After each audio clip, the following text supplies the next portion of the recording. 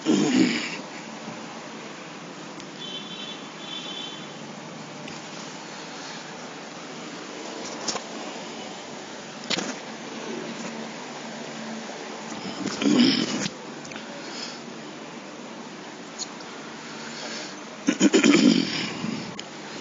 الحمد لله نحمده ونستعينه ونستغفره ونعوذ بالله من شرور أنفسنا ومن سيئات أعمالنا من يهده الله فلا مضل له ومن يضلل فلا هادي له وأشهد أن لا إله إلا الله وحده لا شريك له وأشهد أن محمدا عبده ورسوله أما بعد يا أيها الذين آمنوا اتقوا الله حق تقاته ولا تموتن إلا وأنتم مسلمون يا أيها الناس اتقوا ربكم الذي خلقكم من نفس واحدة وخلق منها زوجها وبث منهما رجالا كثيرا ونساء واتقوا الله الذي تساءلون به والأرحام إن الله كان عليكم رقيبا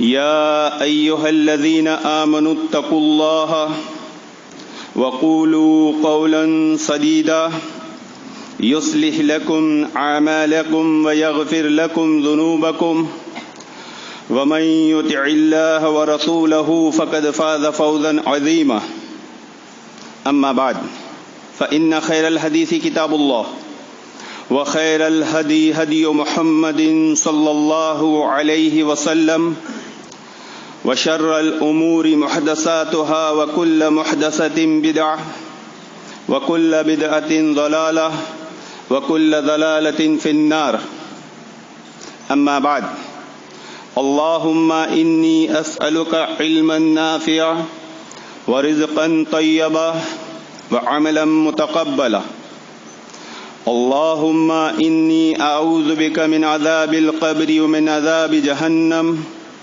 ومن فتنة المحيا والممات ومن شر فتنة المسيح الدجال رب اشرح لي صدري ويسر لي أمري واحلل عقدة من لساني يفقهوا قولي اللهم رب زدني علما رب یسر ولا تؤثر وتمم بالخیر۔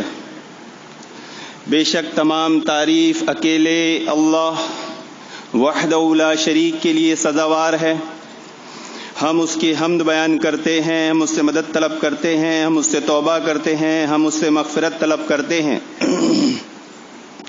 ہم اللہ رب العالمین کی ایسی حمد بیان کرتے ہیں جو مکمل، مسلسل، موصلدھار ہو، اور اس کی یہ کے بعد دیگر نازل ہونے والی نعمتوں کا شکر ادا کرتے ہیں، ایسا شکر جس میں مسلسل اضافہ ہوتا رہے، اور بے پناہ درود و سلام و اللہ کے نبی صلی اللہ علیہ وسلم اور آپ کے اصحاب پر۔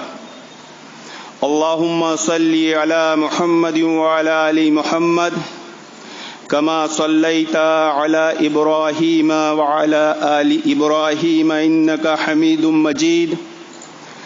اللہم بارک علی محمد وعلی آل محمد کما بارکت علی ابراہیم وعلی آل ابراہیم انک حمید مجید۔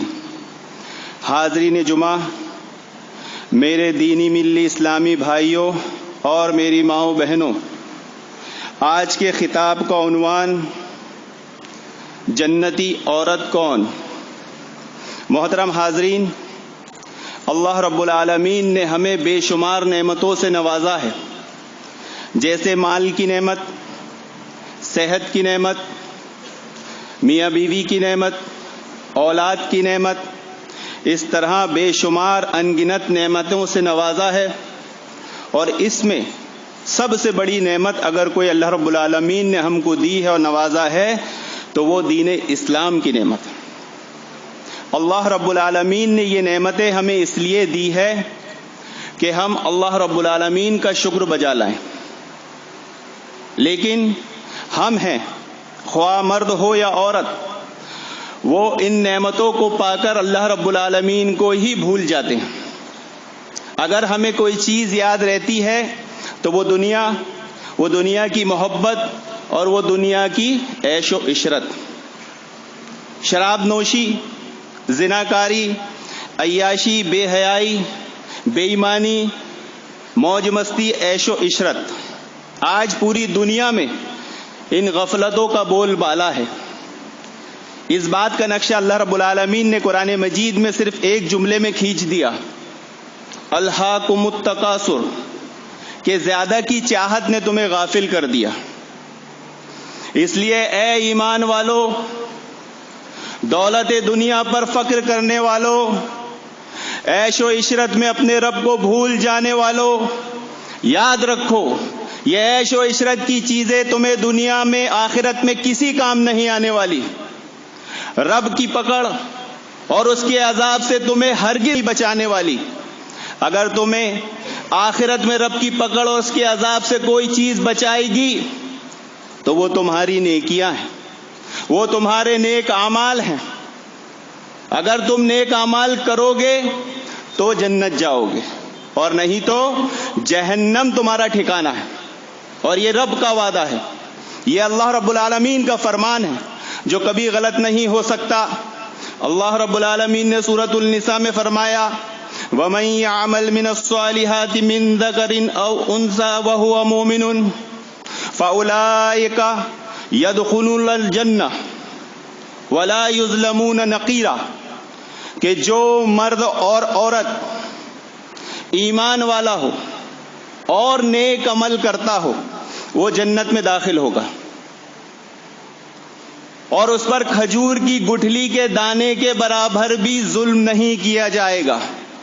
اس لیے ایمان والو، دنیا کی فکر چھوڑو اور آخرت کی فکر کرو، اور اپنا تعلق نیکیوں سے جوڑو، اعمال صالح سے جوڑ لو۔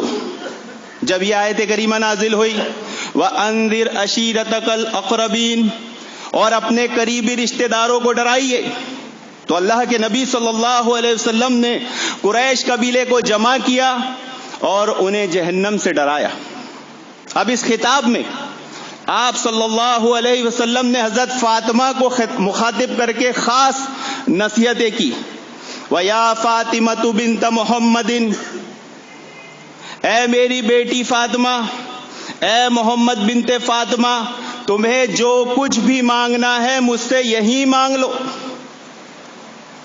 آخرت میں تمہارے کسی کام نہیں آنے والا۔ ایک دوسری روایت میں ہے کہ اللہ کے نبی صلی اللہ علیہ وسلم نے حضرت فاطمہ کو مخاطب کر کے کہا کہ میری بیٹی فاطمہ، جہنم کے عذاب سے بچو، اور یاد رکھو تمہارے حق میں اللہ رب العالمین کے پاس کوئی اختیار نہیں رکھتا۔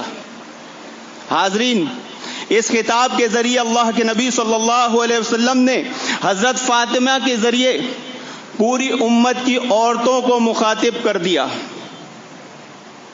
کیونکہ عورت صنف نازک ہوتی ہے، اسے قدم قدم پر سنبھل کے چلنا پڑتا ہے۔ بیٹی اور بہن کے روپ میں اگر وہ ہے، اور اس کے کردار پر اگر کوئی بدنامی کا داغ لگ جاتا ہے تو جہاں وہ اس کے بھائی کی رسوائی کا سبب بنتا ہے، وہیں اس کے والدین کی ذلت کا سبب بنتا ہے، اور وہیں وہ چیز اس کی شادی میں رکاوٹیں بنتی ہے۔ اگر وہ عورت بیوی کے روپ میں ہے، اپنے شوہر کا مال و متاع، اس کی عزت و آبرو کی حفاظت کرنے والی ہے، اگر اس کی آبرو پر کوئی بدنما داغ لگتا ہے تو وہ اپنے شوہر کی نظروں میں مشکوک ہو جاتی ہے۔ اگر وہ ماں کے روپ میں ہے، محبت اور شفقت کی علامت ہے، اپنے بیٹے اپنی اولاد کی دین اور دنیا کی درسگاہ ہے، اگر اس کی ذات اس کے کردار پہ کوئی بدنما داغ لگتا ہے ہلکا سا بھی، تو وہ اس کی پوری تربیت پر اثر انداز کرتا ہے۔ اسی لیے اللہ کے نبی صلی اللہ علیہ وسلم نے، محترم حاضرین، حضرت فاطمہ رضی اللہ عنہ کے ذریعے پوری امت کو ایڈریس کیا ہے، پوری امت کو خطاب کیا ہے، پوری امت کی عورتوں کو مخاطب کیا ہے۔ اب سوال یہ پیدا ہوتا ہے محترم حاضرین کہ آخر وہ کون سی صفات ہیں، وہ کون سے اعمال ہیں جن کو کرنے سے ایک بیٹی، ایک بہن، ایک بیوی، ایک بہو، ایک ماں جنتی عورت بن سکتی ہے۔ اس کا جاننا ہر مسلمان کے لیے لازم اور ضروری ہے۔ اس میں سب سے پہلی چیز یہ ہے کہ وہ عورت مسلمان ہو۔ صرف نام مسلمان رکھنا نہیں کہ کسی نے اپنی بیٹی کا فاطمہ نام رکھ دیا، ختیجہ نام رکھ دیا، یہ کافی نہیں ہوگا، بلکہ وہ اپنے کردار سے بھی مسلمان ہو، اور وہ حدیث جبریل پر عمل کرنے والی ہو، یعنی وہ شہادتین کا اقرار کرتی ہو، اللہ اور اس کے رسول پر ایمان رکھتی ہو، نماز قائم کرتی ہو، روزے ادا کرتی ہو، صاحب استطاعت ہے تو زکوٰۃ ادا کرتی ہو، صاحب استطاعت ہے تو حج کرتی ہو۔ اگر یہ ارکان کی وہ آئینہ دار ہے تو وہ مومنہ ہے، وہ مسلم ہے۔ لیکن اگر وہ یہ کام نہیں کرتی، وہ اللہ اور اس کے رسول کی اطاعت نہیں کرتی، وہ نماز قائم نہیں کرتی، تو چاہے وہ اپنا نام ختیجہ رکھے، چاہے عائشہ رکھے، چاہے سمیہ رکھے، کیا فرق پڑتا ہے؟ خرد نے کہہ بھی دیا لا الہ تو کیا حاصل، دل اور نگاہ مسلمان نہیں تو کچھ بھی نہیں۔ جنتی عورت کی دوسری علامت کہ وہ مومنہ ہو۔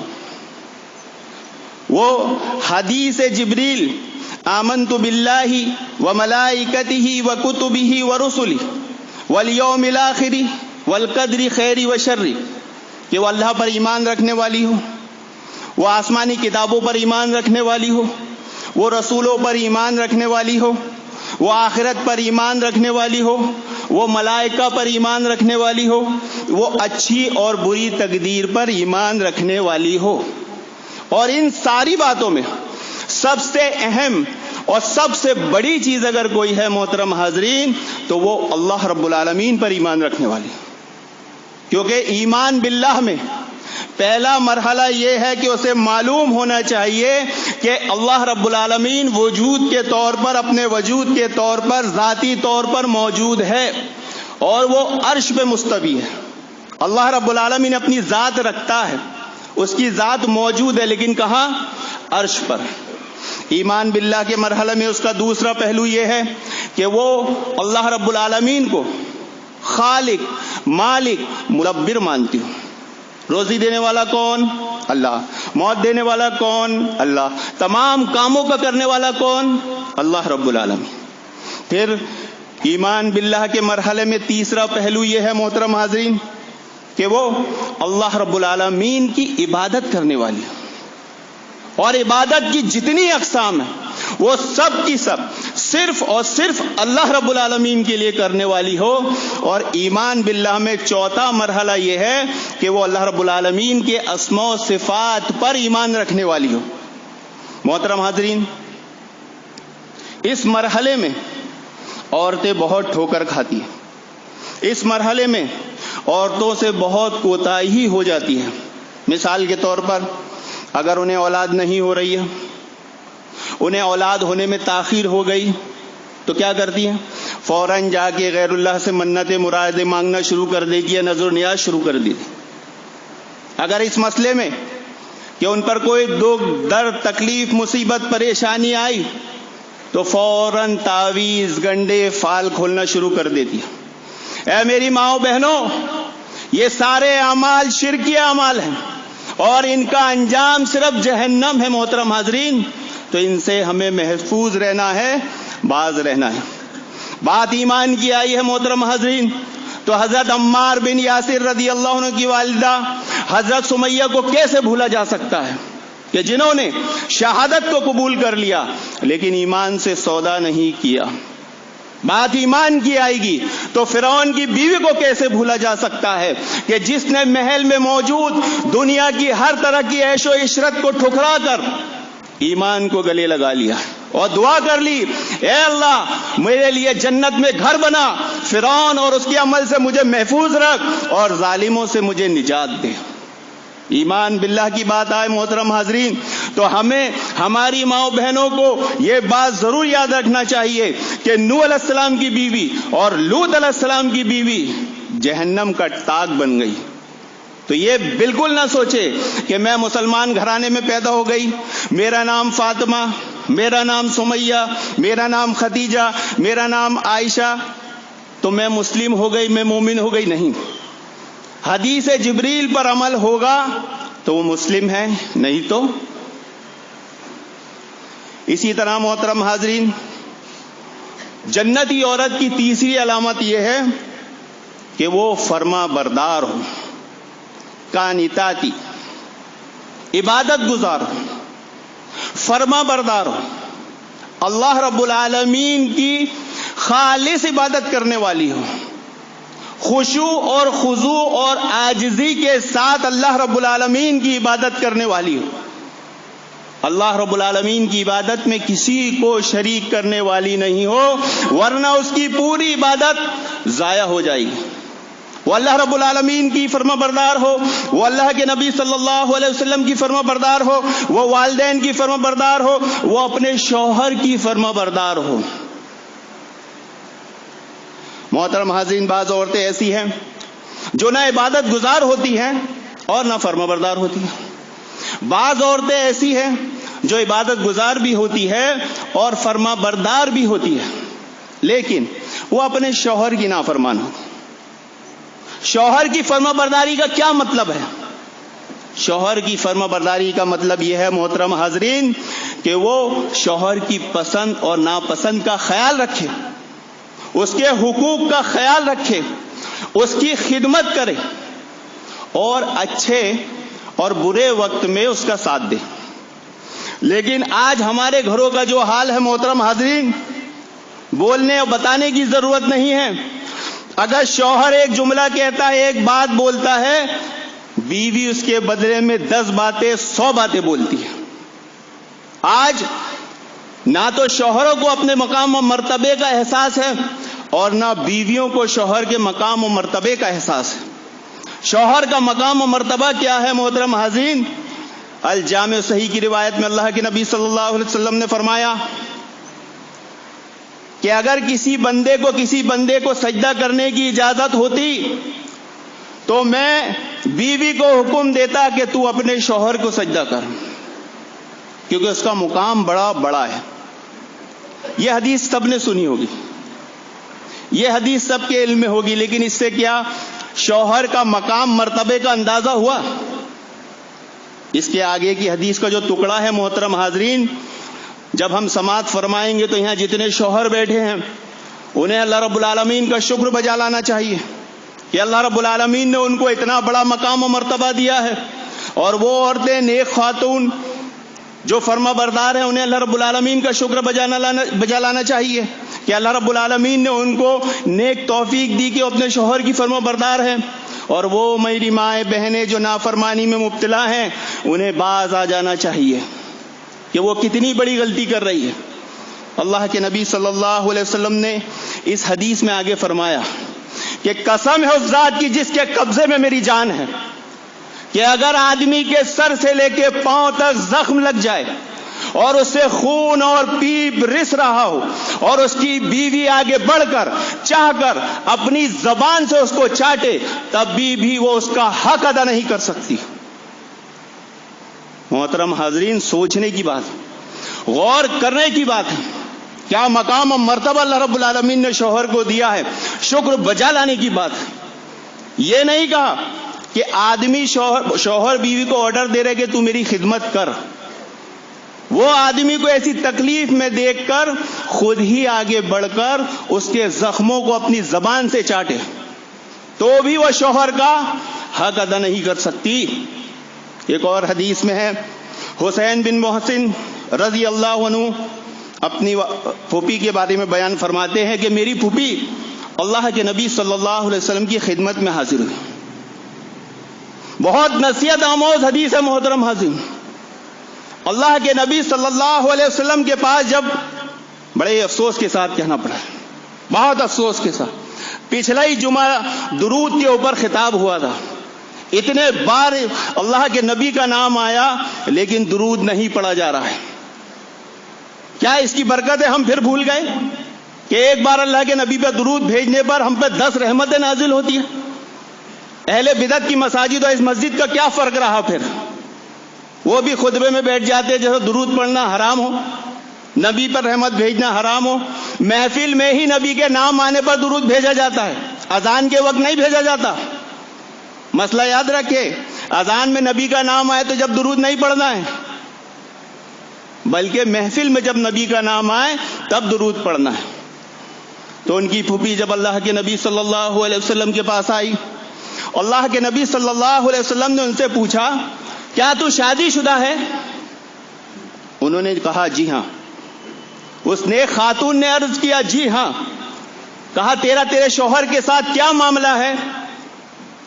اس نیک خاتون نے کہا اللہ کے نبی صلی اللہ علیہ وسلم میں اپنے شوہر کی فرما بردار ہوں، اس کے حقوق کا خیال رکھتی ہوں، اس کی خدمت کرتی ہوں، الا یہ کہ جو میری طاقت سے باہر ہو.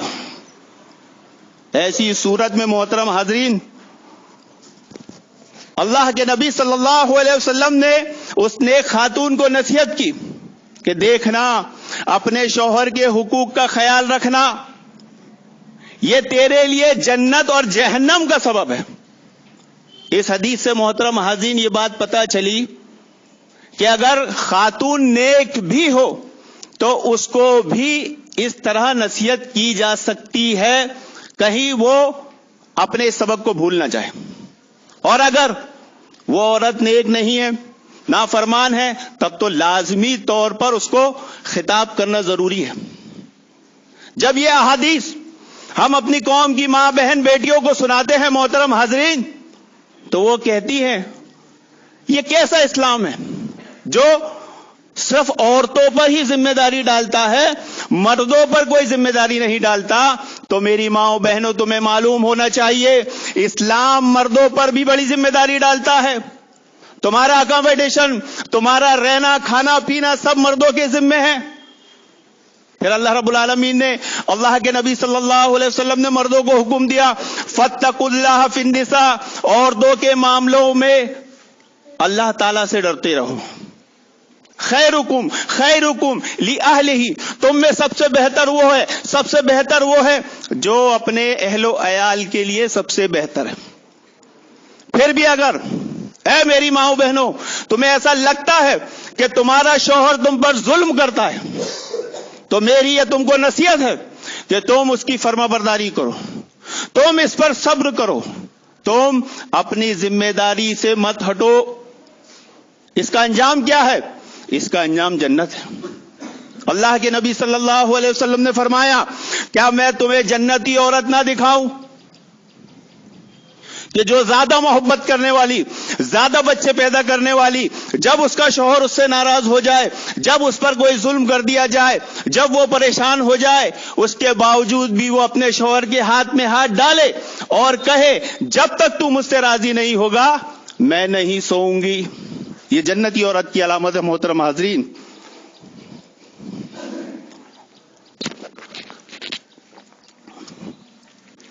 اسی طرح جنتی عورت کی چوتھی علامت محترم حاضرین کہ وہ سچ بولنے والی ہو. آج ہم معاشرے سماج کا حال دیکھتے ہیں محترم حاضرین تو زبانوں پر مشکل ہی سے سچ آتا ہے، ورنہ جھوٹ کا تو مشغلہ ہے. اور عورتیں اس مسئلے میں مردوں سے 2 قدم نہیں 4-10 قدم آگے ہوتی ہے. ذرا سی بات پر جھوٹ بولتی ہے. بسا اوقات تو یہ نوبت آ جاتی ہے کہ مرد عورت شوہر اور بیوی میں جھوٹ بولنے کی وجہ سے نا اتفاقیہ ہو جاتی ہے. اللہ کے نبی صلی اللہ علیہ وسلم نے نصیحت کی، پرومس کیا، وعدہ کیا اگر 2 چیزوں کی تم گارنٹی دو میں تمہیں 2 چیزیں جنت کی گارنٹی دیتا ہوں. اگر تم مجھے 2 چیزوں کی گارنٹی دو میں تمہیں جنت کی گارنٹی دیتا ہوں. کیا؟ 2 جبڑوں کے درمیان اور جو 2 ٹانگوں کے درمیان. انہیں زبان اور شرمگاہ کی اگر گارنٹی دے دی جائے تو اس کے لیے کیا ہے؟ جنت کی گارنٹی. یہ احادیث مبارکہ عورتوں کے لیے، ہماری ماں بہنوں کے لیے محاسبے کی حیثیت رکھتی ہے کہ وہ دیکھیں کہ وہ کتنی اپنی زبان کی حفاظت کرتی ہے اور کتنی اپنی شرمگاہ کی حفاظت کرتی. ذرا سا کچھ مسئلہ ہو جاتا ہے محترم حاضرین عورتیں اتنا بولتی ہے کہ اللہ کی پناہ.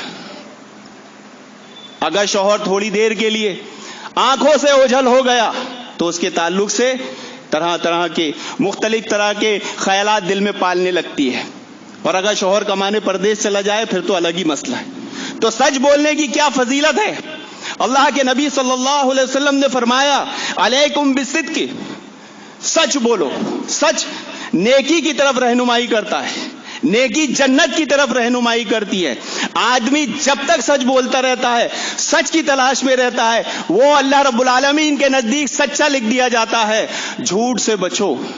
جھوٹ برائی کی طرف رہنمائی کرتا ہے، برائی جہنم کی طرف رہنمائی کرتی ہے. آدمی جھوٹ بولتا ہے، جھوٹ کی تلاش میں رہتا ہے، یہاں تک کہ وہ اللہ رب العالمین کے نزدیک جھوٹا لکھ دیا جاتا ہے. عام طور پر ہمارے گھروں میں دیکھا جاتا ہے محترم حاضرین، بچوں کو کھلاتے وقت، بچوں کو بہلاتے وقت بہت سے والدین جھوٹ کا استعمال کرتے ہیں. اگر بچہ رو رہا ہے، بچہ ضد کر رہا ہے، بچہ مان نہیں رہا ہے، فوراً جیب میں ہاتھ ڈالیں گے لے، جبکہ جیب سے کچھ نکال کے دیے نہیں. بچہ ضد کر رہا ہے، اس کو بہلانے کے لیے دیکھ وہ آیا، جبکہ وہاں کوئی آیا نہیں تھا. یہ جھوٹ میں لکھا جائے گا. اللہ کے نبی صلی اللہ علیہ وسلم ایک صحابیہ کے گھر موجود تھے. انہوں نے اپنے بیٹے کو کہا بیٹا ادھر آؤ، میں تمہیں کھجور دیتی ہوں. اللہ کے نبی صلی اللہ علیہ وسلم نے اس سے پوچھا کیا تو واقعی کھجور دینا چاہتی تھی؟ بولا ہاں اللہ کے نبی. کہا ٹھیک ہے، اگر تو اسے کھجور نہیں دیتی تیرے کھاتے میں، تیرے حصے میں ایک جھوٹ لکھ دیا جاتا. محترم حاضرین، ضرورت اس بات کی ہے کہ ہم جھوٹ سے بچیں. پانچویں صفت، پانچویں علامت جنتی عورت کی یہ ہے کہ وہ صبر کرنے والی. یہ دنیا آزمائش کی جگہ ہے، یہ دنیا امتحان گاہ ہے. قدم قدم پر یہاں مشکلیں، مصیبتیں، پریشانیاں، بیماریاں ہیں. جہاں اللہ رب العالمین مردوں کو آزماتا ہے وہیں عورتوں کو بھی آزماتا ہے. لیکن مردوں کے مقابلے میں عورتیں بہت جلدی صبر کا دامن چھوڑ دیتی ہیں. ان کی زبان پہ شکوہ شکایت آ جاتا ہے اور وہ ایمان کی حقیقت اور حلاوت سے محروم ہو جاتی ہے.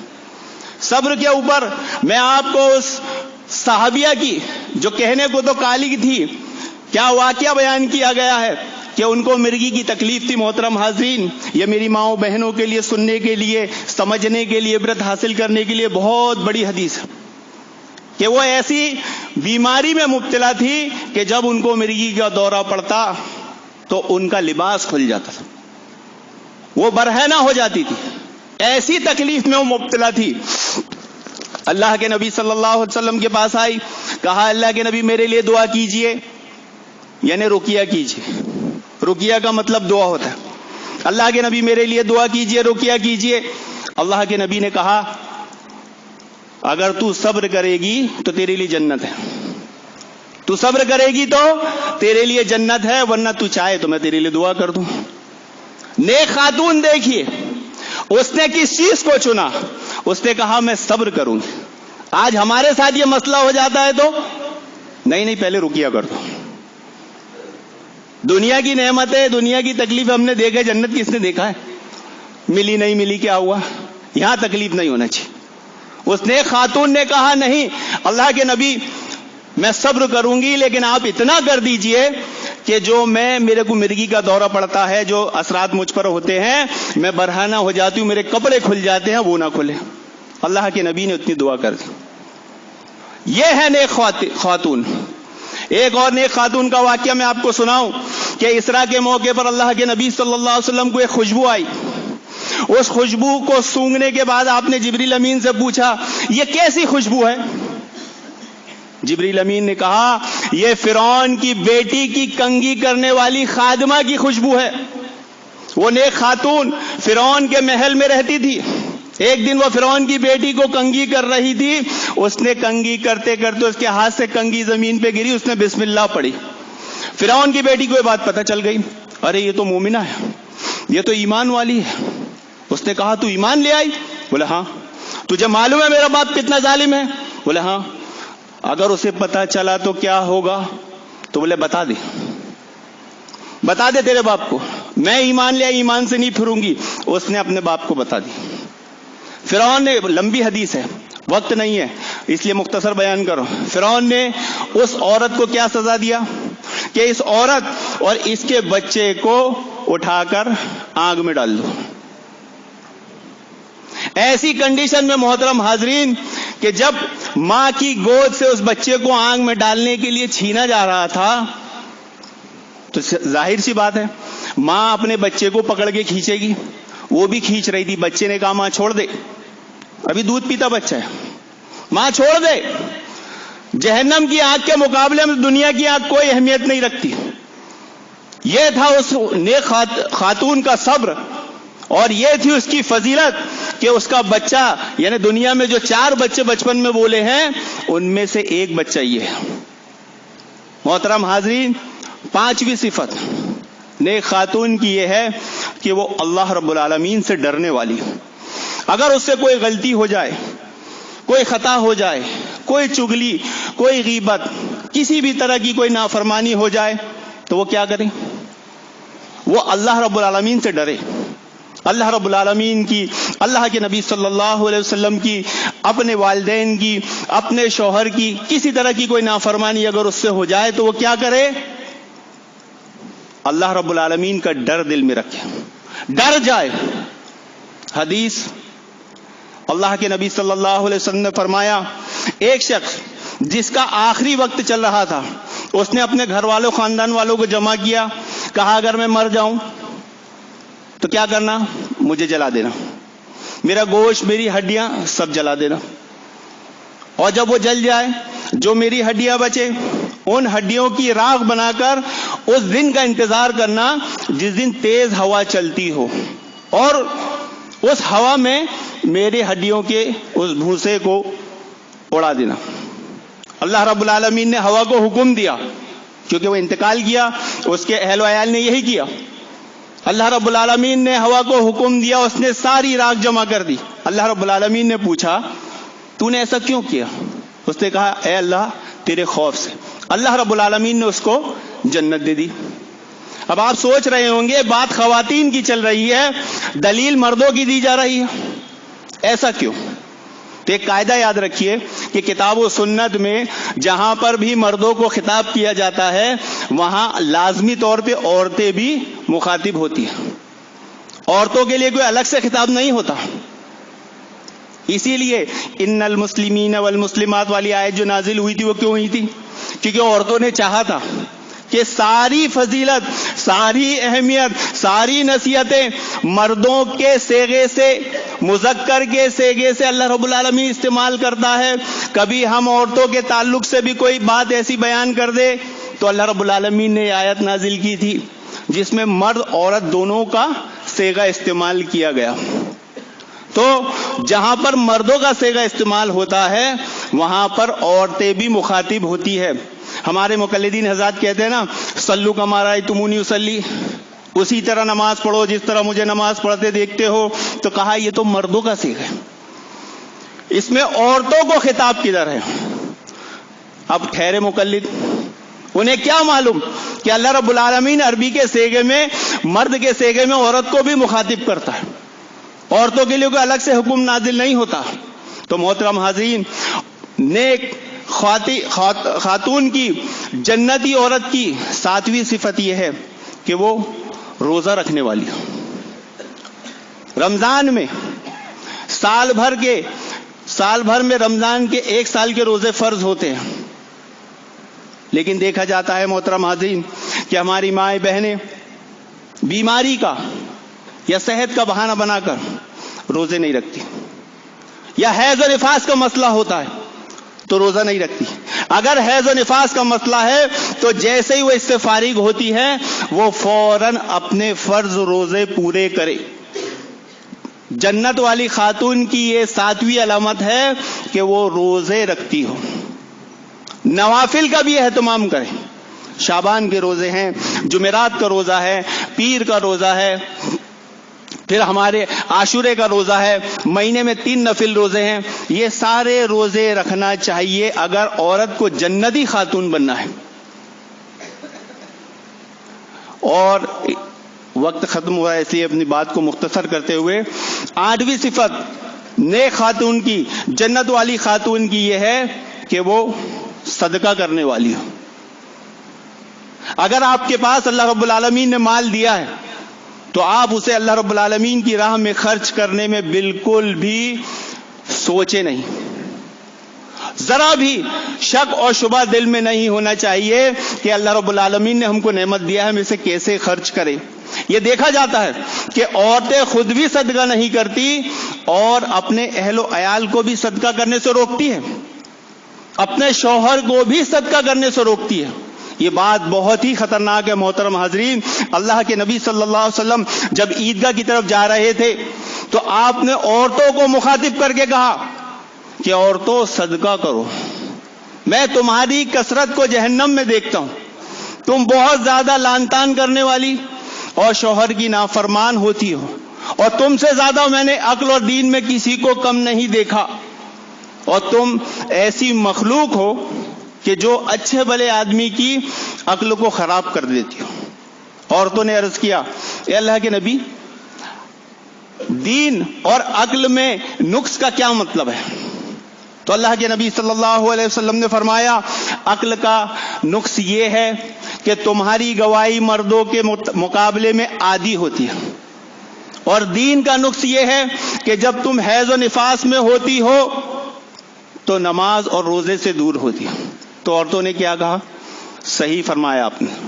تو ایسے مسئلے میں ہمیں حضرت خدیجہ رضی اللہ عنہ کو یاد کرنا چاہیے، جنہوں نے ایمان لانے کے بعد اپنا سارا کا سارا مال اللہ کے نبی کی خدمت میں حاضر کر دیا، دین اسلام کے لیے نچھاور کر دیا.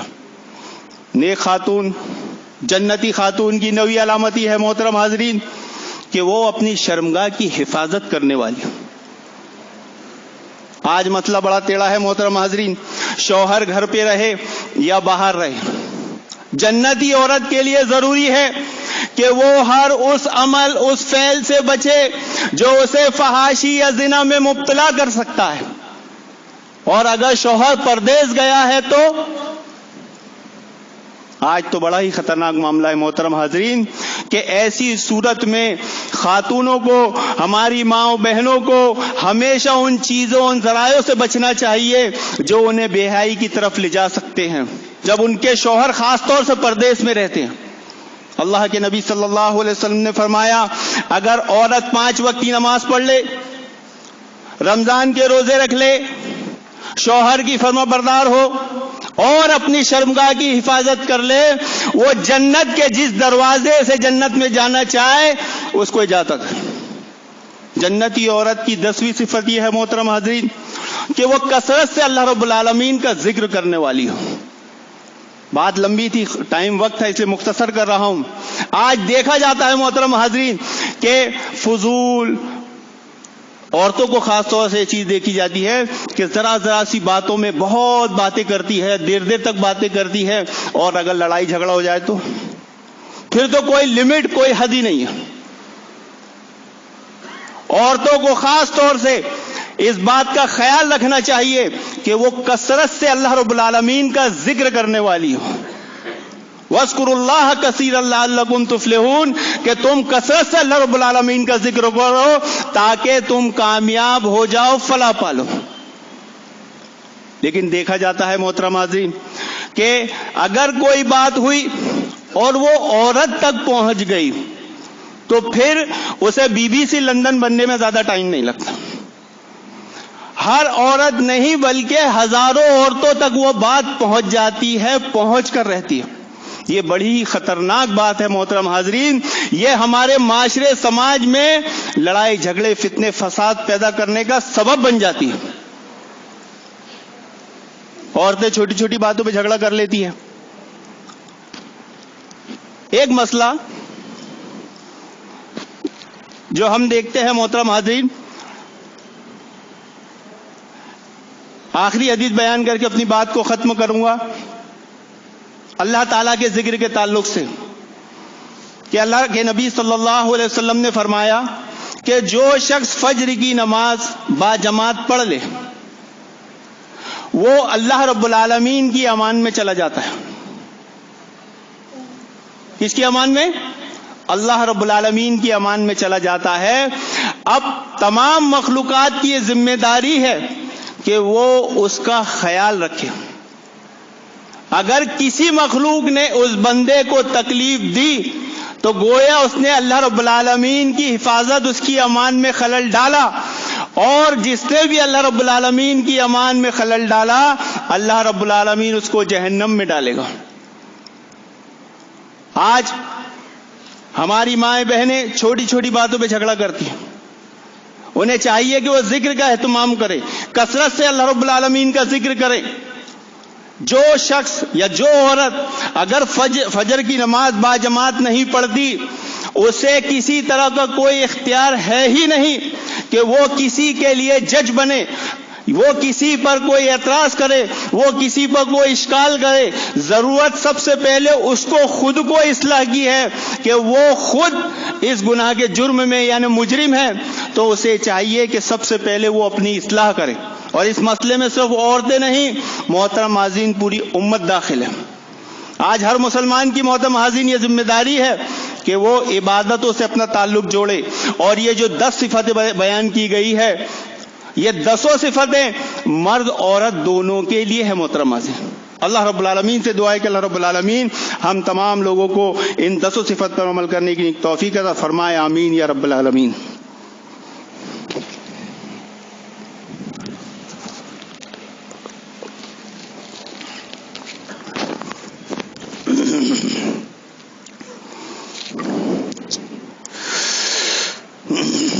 ان الحمد للہ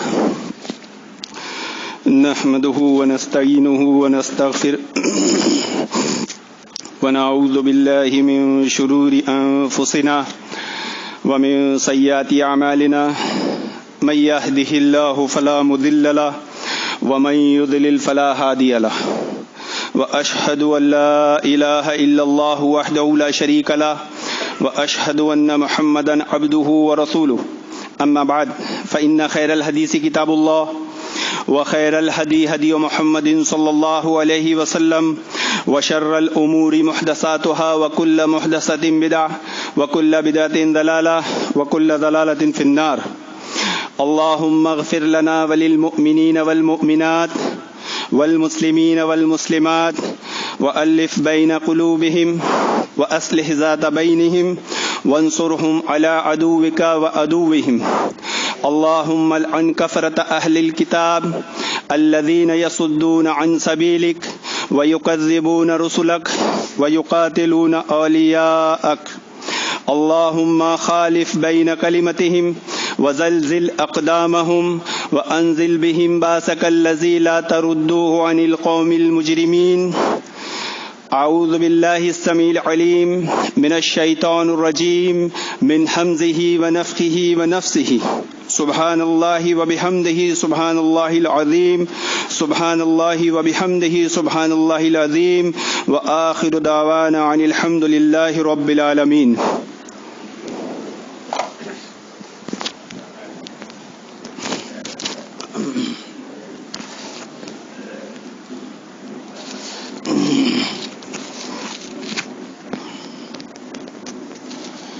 اللہ اکبر اللہ اکبر. اشہد ان لا الہ الا اللہ اشہد ان حی علی الصلاۃ حی علی الفلاح قد قامت الصلاۃ قد قامت الصلاۃ. اللہ اکبر لا الہ الا اللہ.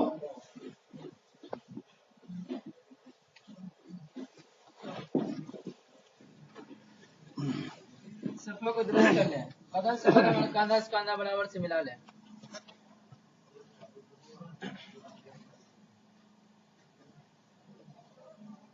آواز آ رہی؟ اللہ